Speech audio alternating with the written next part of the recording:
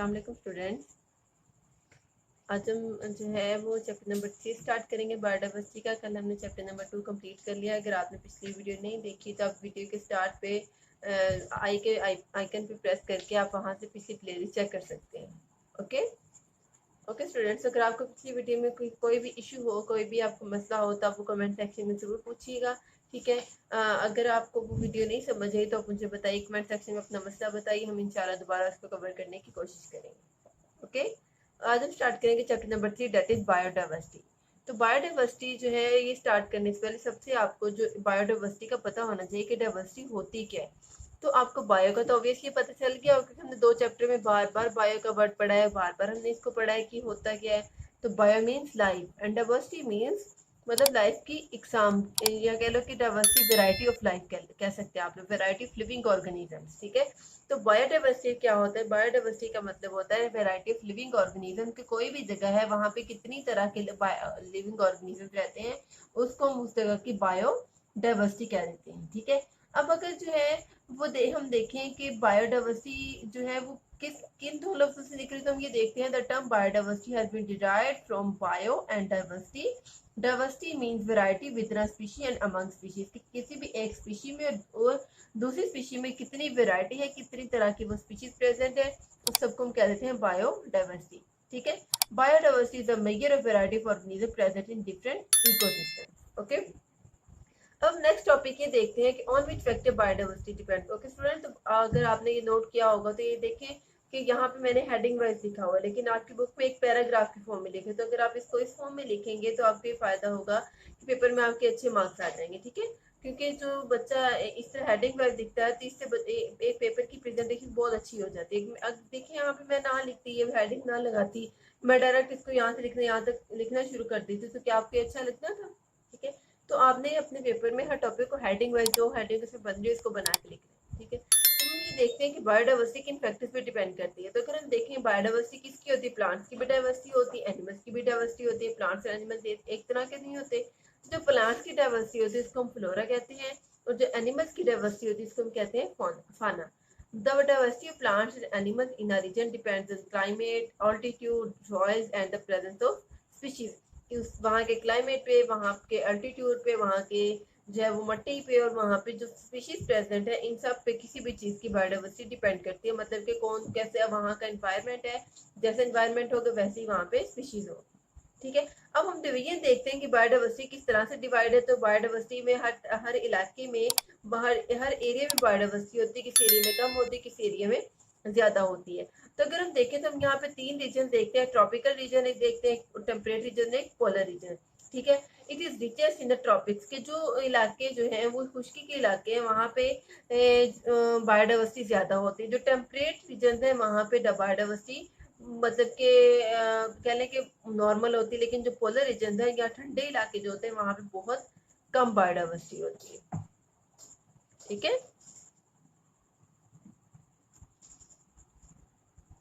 तो सबसे ज्यादा किसमें डाइवर्सिटी होती है? ट्रॉपिकल रीजन में, दूसरे नंबर पे टेम्परेट रीजन में, तीसरे नंबर पे पोलर रीजन में।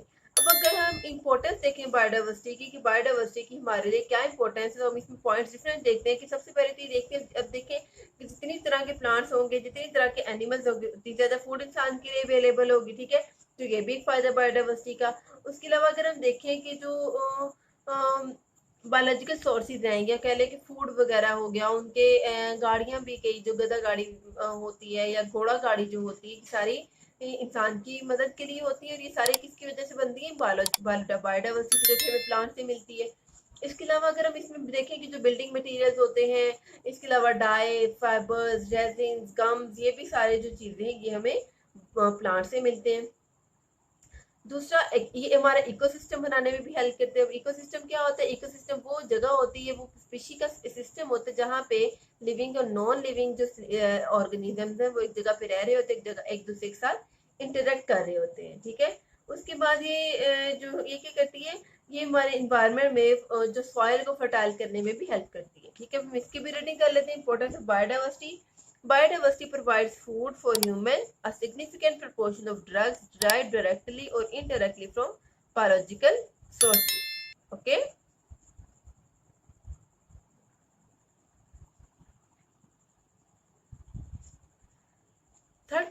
करते हैं इसमें a wide range of industrial materials that is building material, fibre, dyes, resin, gums, rubber, adhesives and oil are derived directly from plants. ठीक है, अब ये कहते हैं प्लांट से, तो ये भी हमारे लिए एक फायदा है इसका। Biodiversity plays important role in making and maintaining ecosystem. It plays a part in regulating the chemistry of our atmosphere and water supply. Biodiversity is directly involved in recycling nutrients and providing fertile soil. ठीक है, तो आपको यहाँ तक biodiversity की जो है उनके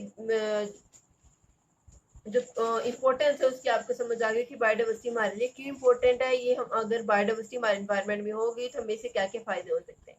ठीक है, अब हम आगे देखते हैं कि बायोडाइवर्सिटी करते क्यों है, बायोडाइवर्सिटी की क्या क्लासिफिकेशन क्या होती है, एम्स उसके क्या हैं और प्रिंसिपल्स क्या हैं। ठीक है, अगर हम क्लासिफिकेशन की बात करें तो क्लासिफिकेशन आप देखें कि अगर आपने पहले भी इसको पढ़ा होगा तो क्लासिफिकेशन क्या होता है, कोई भी किसी भी एनिमल्स को, एक से ज्यादा एनिमल्स अगर एक जगह पे रह रहे हैं तो वहाँ के एनिमल्स को उनकी सिमिलैरिटीज या उनकी डिससिमिलैरिटीज के बेस पे उनको सेपरेट करना, इसको हम क्लासिफिकेशन कहते हैं।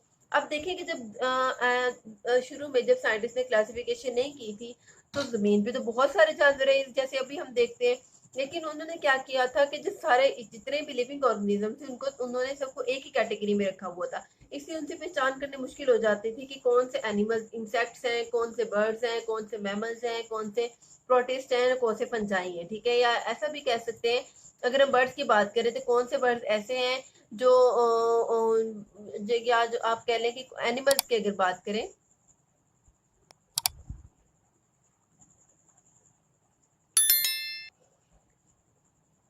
ओके अगर हम एनिमल्स की इसमें बात करें तो हम ये देखते हैं कुछ एनिमल्स प्लांट्स खाते हैं, कुछ एनिमल्स ग्रास खाते हैं और कुछ एनिमल्स जो है वो मीट और फ्लैश खाते हैं। तो इन अब अगर हम इनको क्लासीफाई नहीं करते तो हमें कैसे पता चलता है कि ये इन जो एनिमल्स मीट खाते हैं उन्हें क्या कहते हैं, हर्बीवोर्स, कार्निवोर्स, ओमनिवोर्स।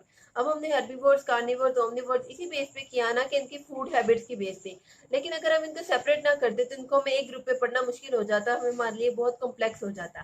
ठीक है, तो साइंसदानों ने क्या किया, उन्होंने ये देखा कि जब बहुत सारे एनिमल्स एक ही जगह पे रह रहे हैं और वो उनकी फूड हैबिट्स डिफरेंट है, उनकी रहने का तरीका डिफरेंट है, उनका रिप्रोडक्शन स्टाइल डिफरेंट है, तो उन्होंने ये देखा कि इस तरह तो इनको स्टडी करना मुश्किल होगा। उन्होंने ये सोचा कि अब अगर हम इनको क्लासीफाई कर दें, इनको ग्रुप्स में डिवाइड कर दें तो इनको स्टडी करना हमारे लिए ईजी हो जाएगा। ठीक है, अगर हम इसकी बात करें इनकी डिवीजन की तो हमारे पास जमीन पे तकरीबन जो है 3.5 million types of animals and 0.5 million type जो है वो प्लांट्स की नोन है, लेकिन हमारे पास तकरीबन 10 बिलियन जो है वो लिविंग ऑर्गेनिज्म है इस टाइम जमीन पे, जिसमें से only 3.5 million of animals and 0.5 million of type of plants are known to the biologist. ठीक है, मतलब कि बहुत कम अमाउंट है इसकी, बहुत ज्यादा एनिमल्स हैं, बहुत ज्यादा लिविंग ऑर्गेनिज्म है दुनिया में जिसे हम अभी तक साइंसदानों ने डिस्कवर नहीं किया। उनके कह लें कि वो स्मॉल लिविंग ऑर्गेनिज्म से लेके स्मॉल बैक्टीरिया से लेके कॉम्प्लेक्स ह्यूमन बींग्स तक इनकी क्लासिफिकेशन की जाती है कि एक बैक्टीरिया किस तरह का होता है और बैक्टीरिया में क्या क्या चेंजेस आती हैं और इस बैक्टीरिया के बाद कौन से एनिमल्स आते हैं, और एंड पे जो है जो सबसे कम्प्लेक्स सिस्टम है वो ह्यूमंस में आ जाता है, ह्यूमंस की क्लासिफिकेशन किस तरह से की जाती है। ठीक है, इसी तरह अगर हम क्लासिफिकेशन करते हैं उनके लिविंग स्टैंडर्ड की बेस पे कि उनकी लिविंग स्टाइल कैसा है, वो कहाँ पे रह रहे हैं, जमीन में रह रहे हैं, खुश्की पे रह रहे हैं, दरख्तों पे रह रहे हैं, पानी के अंदर रह रहे हैं। ठीक है, तो इस बेस पे भी जो है लिविंग ऑर्गेनिज्म की हम क्लासिफिकेशन कर सकते हैं। उसके अलावा हर एक की जो है वो वेज ऑफ लाइफ, वो फूड कैसे लेते हैं, वो अनफेवरेबल इन्वायरमेंटल कंडीशन से कैसे अवॉइड करते हैं, अपना हैबिटेट कैसे फाइंड आउट करते हैं, अपने जो है वो नेक्स्ट जनरेशन की किस तरह से रिप्रोड्यूस होती है। तो ये सारे जो है क्लासिफिकेशन करने, कहने के साइंसदानों की क्लासिफिकेशन करने के कॉजेज थे कि साइंसदानों ने क्लासिफिकेशन क्यों की।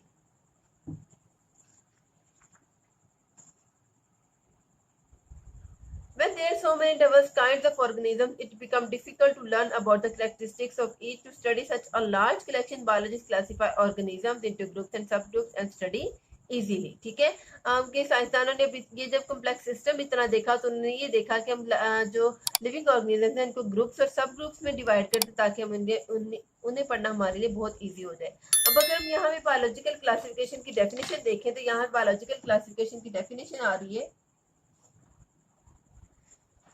biological classification is a method by which biologists divide organisms into groups and subgroups। के ये वो मेथड होता है जिसकी मदद से जो साइंटिस्ट होते हैं, बायोलॉजिस्ट होते हैं, वो ऑर्गेनिजम्स को ग्रुप्स और सब ग्रुप्स में डिवाइड करते हैं उनकी सिमिलैरिटीज और डिससिमिलैरिटीज की बेस पे। ओके स्टूडेंट्स, यहाँ तक हमने पढ़ लिया basis classification of living organism. अब हम पढ़ते हैं एम्स ऑफ क्लासिफिकेशन की क्लासिफिकेशन की क्यों जाती है, किस किस तरह से की जाती है।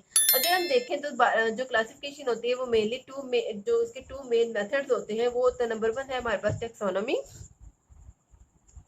और नंबर 2 है हमारे पास सिस्टमैटिक्स। अगर हम 1 बाय 1 इन दोनों को देखें तो हमने टेक्सोनॉमी सिस्टमैटिक्स बायोलॉजी की ब्रांचेस में भी पढ़ा था। टेक्सोनॉमी क्या होता है? टेक्सोनॉमी का मतलब होता है कि हमने ऑर्गेनिजम्स को ग्रुप्स में डिवाइड करना है, ठीक है, तो इसको हम कहते हैं टेक्सोनॉमी। लेकिन अगर हम सिस्टमैटिक्स की बात करें तो सिस्टमैटिक्स में ना सिर्फ हमने ऑर्गेनिजम्स को क्लासिफाई करना है बल्कि हमने ऑर्गेनिज्म की एवोल्यूशनरी हिस्ट्री भी फाइंड आउट करनी है कि पहले ऑर्गेनिज्म किस तरह से थे, उनमें क्या क्या चेंजेस आई, तो उसके बाद ये वाले ऑर्गेनिज्म बनेंगे। ओके ओके जी, अगर हम इन दोनों की डेफिनेशन पढ़ें तो टैक्सोनॉमी क्या है? The branch of biology which deals with classification के, वो ब्रांच बायोलॉजी की जो सिर्फ क्लासिफिकेशन से डील करती है, जिसमें हम सिर्फ क्लासिफिकेशन को देखते हैं, वो क्या है हमारे पास? टैक्सोनॉमी ऑफ बायोलॉजी की वो ब्रांच जिसमें क्लासिफिकेशन भी देखते हैं, साथ साथ उनकी एवोल्यूशनरी हिस्ट्री भी फाइंड आउट करते हैं कि पहले वो ऑर्गेनिज्म किस तरह से थे। अगर हम स्पैरोज की बात करें तो स्पैरोज जो है वो हमारे पास पिजन से ज्यादा कह लें कि उनसे क्लोजली रिलेटेड है पिजन से as compare to insects. Sparrows के जो फीचर्स हैं या जो उनके फिजिकल या इंटरनल या एक्सटर्नल जो उनके फीचर्स हैं, स्ट्रक्चर्स हैं, वो पिजन से रिलेटेड है कि या हम ये कह सकते हैं कि जो पिजन हैं वो स्पैरोज के एंसेस्टर्स हैं, मतलब कि स्पैरोज पिजन से बनी है। The main aim of these branches are to determine similarities and different among organisms। अभी हम ये दोनों जो है वो ब्रांचेस क्यों यूज करते हैं? पहले तो नंबर 1 तो हमने ये देखना है, हमने ऑर्गेनिज्म में सिमिलैरिटीज और डिफरेंसेस को फाइंड आउट करना है। दूसरा हमने उनकी एवोल्यूशनरी हिस्ट्री को फाइंड आउट करना है। ओके नेक्स्ट आता है हमारे पास बेसिस ऑफ क्लासिफिकेशन। अब हमने क्लासिफिकेशन की बेस क्या है, हमने क्लासिफिकेशन किस बेस पे की है?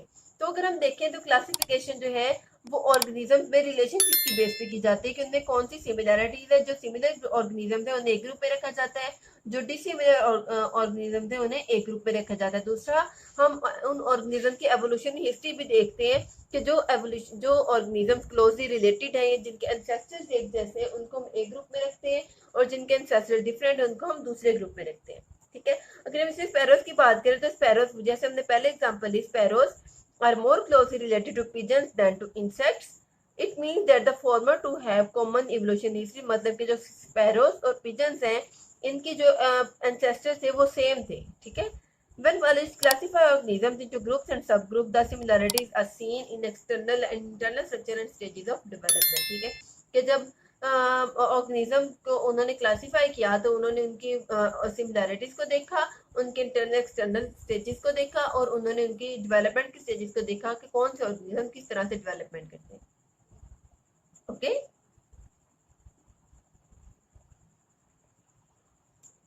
ओके तो नेक्स्ट टॉपिक हम पढ़ते हैं टैक्सोनॉमिक हायरार्की। तो टैक्सोनॉमिक हायरार्की, जैसे हमने पहले टैक्सोनॉमी पढ़ा, तो टैक्सोनॉमी क्या होता है? Classification of living organism. Okay तो अब हम ये देखें कि टैक्सोनॉमिक हायरार्की, टेक्सा, अब इसमें सबसे पहले टेक्सा पढ़ते हैं। टैक्सोनॉमिक हायरार्की किस्म का कह लो एक स्टेजेस है, स्टेप्स है, स्टेजेस हैं कि जिसमें हम देखते हैं कि कौन से ऑर्गेनिज्म का किस किस तरह से वो ऑर्गेनिज्म डेवलप हुआ है। It involve following terminology. सबसे पहले अगर हम टेक्सा को देखें, the groups into which organisms are classified are known as taxonomic categories और टेक्सा, कि वो ग्रुप या वो नाम जो हमने एक ऑर्गेनिज्म को दिया हुआ है उस कैटेगरी को या उस टर्मिनोलॉजी को हम टेक्सा कह देते हैं। टैक्सोनॉमिक हायरार्की क्या होता है? अब जैसे जैसे ऑर्गेनिजम्स आगे आगे चलते जाएंगे, जो जो स्टेजेस वो डेवलप करते जाएंगे, उस सारे लेटर को, उस सारे एक किस्म की सीढ़ी बन जाती है, इसको हम टैक्सोनॉमिक हायरार्की कह देते हैं।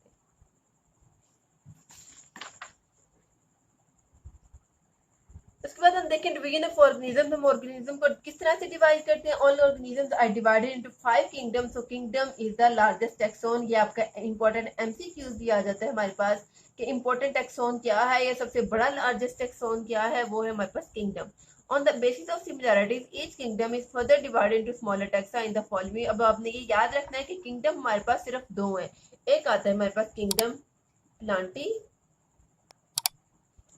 और दूसरा आता है हमारे पास किंगडम एनिमेलिया। जो प्लांटिक किंगडम है इसमें सारे प्लांट्स आ जाते हैं, जो एनिमेलिया उसमें सारे एनिमल्स आ जाते हैं। मेन दो हमारे पास किंगडम्स आते हैं। आगे इनके जो ऑर्डर्स हैं, फाइलम, क्लास ऑर्डर, या हम देखते हैं आगे क्या होता है, तो ये सबके अलग रहता है। तो अगर हम यहाँ पे देखें तो जो डिवीजन है टैक्सोनॉमिक हायरार्की, उसका सबसे जो पहली स्टेज है वो आती है हमारे पास स्पीशी। स्पीशी क्या करती है? स्पीशी का मतलब होता है कोई भी एक लिविंग ऑर्गेनिज्म। अब स्पीशी हमने देखा था कि स्पीशी क्या होता है? जहाँ पे एक जैसे ऑर्गेनिज्म रह रही हो, अगर एक जैसे ऑर्गेनिज्म तो उस हम ग्रुप को एक स्पीशी कह देते हैं कि यहाँ पे एक जैसे ऑर्गेनिज्म है। जब काफी सारी स्पीशीज एक जैसी स्पीशीज मिल जाती है तब हम उसको जीनस कहते हैं। जब एक सारी जीनस मिल जाती है कहते हैं ग्रुप ऑफ जीनस को हम कहते हैं फैमिली, ग्रुप ऑफ फैमिलीज को कहते हैं मैं ऑर्डर, और group of orders are called class and group of classes are called phylum. Okay, अब हम इनको वन बाय वन देखते हैं कि हम इनको टैक्सोनॉमिक हायरार्की की किस तरह से बनाते हैं। तो बेसिकली यही हमारे पास टैक्सोनॉमिक हायरार्की, सबसे पहले kingdom, phylum, class, order, family, genus, species. अब आपने इसमें एक मेन पॉइंट में आपको इसको याद करने की ट्रिक बताते हैं कि आपने इसको किस तरह से याद करना है। तो आप यहाँ पे देखें जो इनके पहले पहले वर्ड है वो हमने ले लेने हैं K P C O F D S. तो आप इसको इस तरह से याद करें, खान, पीसीओ, फोर, गपशप। तो आपको अगर इस तरह से आप याद करेंगे, जो मजे की बात है मैंने भी इसको इसी तरह से याद किया था, क्योंकि अगर आप इसको ऐसे रट्टे लगाने बैठे किंगडम, फाइलम, क्लास, ऑर्डर, तो आपको कभी भी याद नहीं होगा। आप इसको किसी ना किसी ट्रिक से याद करेंगे तो आपको स्टेप बाय स्टेप जो है ये याद रहेगा। ठीक है, अगर हम ह्यूमन्स के देखें तो ह्यूमन्स का किंगडम क्या है? एनिमिलिया, और पी का किंगडम क्या है? प्लांटी। ह्यूमन्स का फाइलम क्या है? कॉर्डेटा, और पी का फाइलम क्या है? मैग्नोलियोफाइटा। ह्यूमन्स की क्लास है मेमेलिया, और पी की क्लास है मैग्नोलियोप्सीटा। ह्यूमन्स का जो ऑर्डर है वो प्राइमेट्स है, और पी का जो ऑर्डर है वो फेबेलिस है। और ह्यूमन्स की जो फैमिली वो होमिनिडी, और पी की फैमिली फेबेसी। ह्यूमन्स का जीनस नेम होमो है, और पी का जीनस नेम पाइसम है। ह्यूमन्स का जो है स्पीशी नेम होमो सैपियंस है, और पी का स्पीशी नेम पाइसम सैटिवम है। मतलब कि जीनस और स्पीशी ये दोनों एक है। जीनस के नाम के साथ, स्पीशी के नाम के साथ मेरा हमेशा जीनस का नाम लग जाता है। तो मैं आपको दोबारा से ये ट्रिक बता देती हूँ, खान, पीसीओ, फोर, गपशप। तो हम यहाँ पे इसका लास्ट टॉपिक देखते हैं। लास्ट टॉपिक हमारे पास स्पीशी। ठीक है, आज की जो वीडियो का लास्ट टॉपिक है that is species. Species is the basic unit of classification. जैसे अगर किसी भी क्लासिफिकेशन सिस्टम में स्पीशी ही नहीं होगी तो उसका टैक्सोनॉमिक हायरार्की कैसे बनेगी? जैसे कि हमारे पास ह्यूमंस थे, होमो सैपियंस, जिनका साइंटिफिक नेम है, हमने पहले भी ये देखा था। पहले मैंने आपको ये बताया था कि साइंटिफिक नेम जो है हम क्यों यूज करते हैं। अगर आपने पिछली वीडियोस नहीं देखी तो काइंडली आप जो है प्लेलिस्ट में जाके पिछली वीडियो चेक कर सकते हैं। जब तक आपको पिछली फर्स्ट 2 चैप्टर्स अच्छी तरह समझ नहीं आएंगे आप आगे नहीं चल सकेंगे। ओके, तो स्पीशी क्या होता है? Species is the basic unit of life. ठीक है, a species is a group of organisms which can be interacted freely among them and produce fertile offspring but are reproductively isolated from all other such groups in nature। मतलब कि एक ऐसी एक जैसी species, मतलब एक जैसी लिविंग ऑर्गेनिज्म का ग्रुप है जो एक दूसरे के साथ रह रहे हैं और फर्टाइल ऑफस्प्रिंग को प्रोड्यूस कर रहे हैं। मतलब कि उनसे आगे जो है नई जनरेशन बन रही है और उनका किसी दूसरी स्पीशी के ग्रुप के साथ कोई रिलेशन नहीं है, कोई इंटरलिंक जो है उनका इंटर रिलेशन नहीं है। मतलब कि दूसरी ग्रुप्स के साथ कोई रिलेशन नहीं है उनका, उन्हीं के ग्रुप के मेंबर्स के साथ, या कह लो कि उन्हीं के जैसे ऑर्गेनिज्म के साथ जो रिलेशनशिप होता है हम उन ऑर्गेनिज्म को क्या कह देते हैं? स्पीशी कह देते हैं। अब यहाँ पे हमने ये देखना है कि यहाँ पे हमने वर्ड यूज किया है इन नेचर। इन नेचर का मतलब होता है कुदरती तौर पर। अब यहाँ पे अगर हम कोशिश करें कि हमने एक जैसे स्पीशीज हम यहाँ पे देखा थे, एक जैसी स्पीशीज या एक जैसे ऑर्गेनिज्म जब एक जगह पे रह रहे हैं तो हम उनको एक ग्रुप कह देते हैं, एक स्पीशी कह देते हैं। लेकिन अगर हम कोशिश करें दो डिफरेंट स्पीशीज को क्रॉस करवाने की, दो डिफरेंट स्पीशीज को प्रोड्यूस करवाने की, तो हम क्या देखते हैं? यहाँ पे देखें, we must emphasize in nature because two organisms related to two different but closely related species can cross breed under artificial conditions। ठीक है, in such conditions they produce infertile offspring। अब पहले उसने ये देखा कि वो फर्टाइल ऑफस्प्रिंग प्रोड्यूस कर रहे हैं, यहाँ पे वो इनफर्टाइल ऑफस्प्रिंग किस तरह से प्रोड्यूस करेंगे? मतलब यहाँ पे वो ये कह रहे हैं कि जब दो क्लोजली रिलेटेड स्पीशीज, अगर हम बात करें हॉर्स की और डंकी की, जो हॉर्स और डंकी दोनों जो हैं ये एक उनके इनके जो एंसेस्टर थे वो सेम थे, लेकिन आगे जाके ये जो ये इनमें इनके स्ट्रक्चर्स डिफरेंट हो गए, इनमें फंक्शन डिफरेंट हो गए, तो इनकी बॉडी शेप डिफरेंट होगी थोड़ी सी, तो इस वजह से इनको सेपरेट ग्रुप में रख दिया गया, लेकिन इनके एंसेस्टर सेम थे। अब साइंटिस्ट ने क्या किया? साइंटिस्ट ने इन दोनों को क्रॉस ब्रीड करवाया। क्रॉस ब्रीड का मतलब होता है कि दो डिफरेंट ऑर्गेनिज्म को उन्होंने क्रॉस ब्रीड करवाया। तो जब हम दो डिफरेंट ऑर्गेनिज्म को क्रॉस ब्रीड करवाते हैं तो उनसे जो ऑफस्प्रिंग प्रोड्यूस होते हैं वो हमारे पास इनफर्टाइल ऑफस्प्रिंग होते हैं, मतलब उनकी नेक्स्ट जनरेशन नहीं आ सकती। जैसे कि cross between a male donkey and a female horse produces an infertile offspring that is mule. Mule खच्चर को कहते हैं कि जो ना तो घोड़ा होता है ना वो गधा होता है। ठीक है, तो आज हमने क्या पढ़ा है? आज हमने नेक्स्ट चैप्टर स्टार्ट किया है बायोडाइवर्सिटी। इसमें हमने AIIMS and class AIIMS of classification पढ़े, हमने इंपॉर्टेंस ऑफ बायोडाइवर्सिटी पढ़ी, हमने डिवीजन ऑफ ऑर्गेनिज्म पढ़ा, फिर हमने टैक्सोनॉमिक हायरार्की पढ़ी कि ये टैक्सोनॉमिक हायरार्की हम क्यों करते हैं।